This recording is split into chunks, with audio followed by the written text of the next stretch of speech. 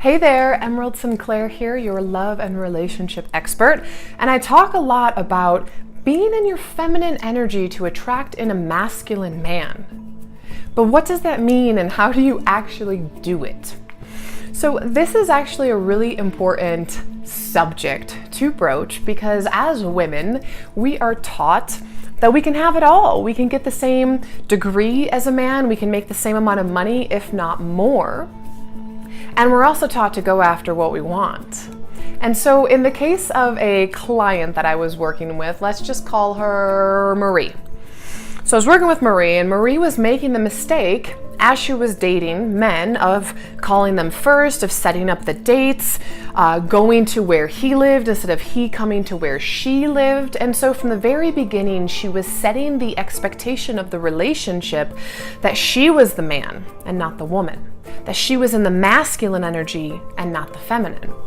And so what do you do if you've been so used to acting a certain way, which is you deserve to have what your heart desires, so why not go after it, right?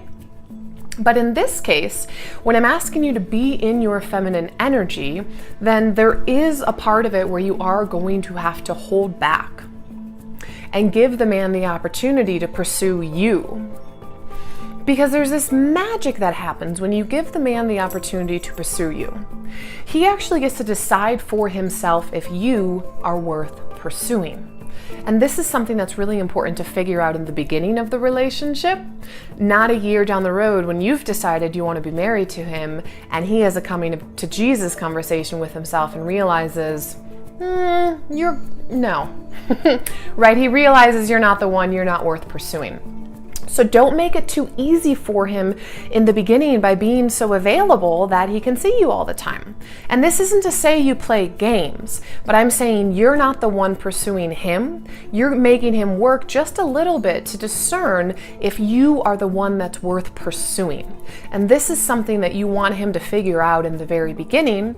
Similarly, when you're in your feminine energy, you need to figure out if this man is the one that's worth the rest of your life. And that means you don't have sex with him in the beginning. Because when you have sex, oxytocin is released and you bond with him, you fall in love with him on a chemical level. Instead, you want to make sure that you've gotten to know him well enough that you've fallen in love with him on an emotional and on a spiritual level before you fall in love with him on a chemical level. And so when we talk about being in your feminine energy and what's really attractive to men, well, for one, of course, it's allowing him to pursue you, allowing him to chase you, which isn't being so available that you're like, well, I'll drive to you and I'll pick the restaurant and like, well, I'm just going to be nearby having coffee and oh, you haven't called in a couple days, so I'll just call you. That's being in your masculine energy.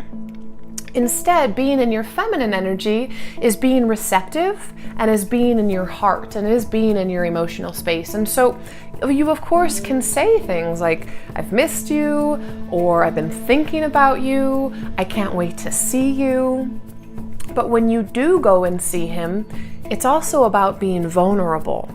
And so if you're scared of getting hurt again, instead of putting on a strong front, I encourage you to drop down into your heart and say, you know what?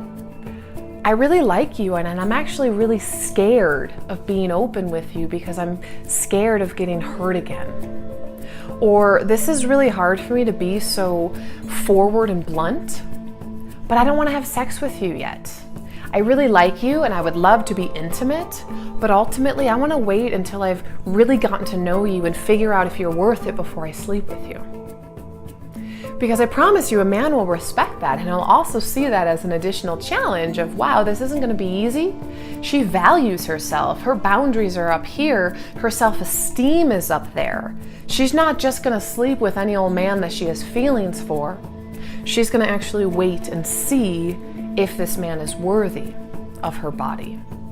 And so there's a lot that happens underneath the surface, whether a man knows it or not, when you allow yourself to be vulnerable, which is to be very open and communicative with how you're truly feeling in that moment.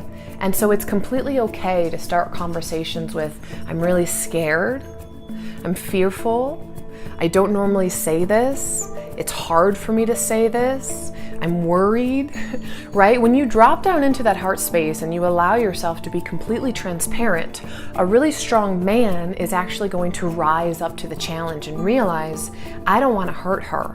I want to protect her. I want to honor her feelings and cherish her feelings and everything she's brought up. And so while you might want to hide your true feelings, in this moment, if you really want a strong masculine man, what you have to do is allow yourself to be a vulnerable feminine woman. So let me know how that goes for you and see how that starts to change the quality and caliber of man that you attract in and how they relate to you from there on out when you allow yourself to be femininely vulnerable. Sending you love.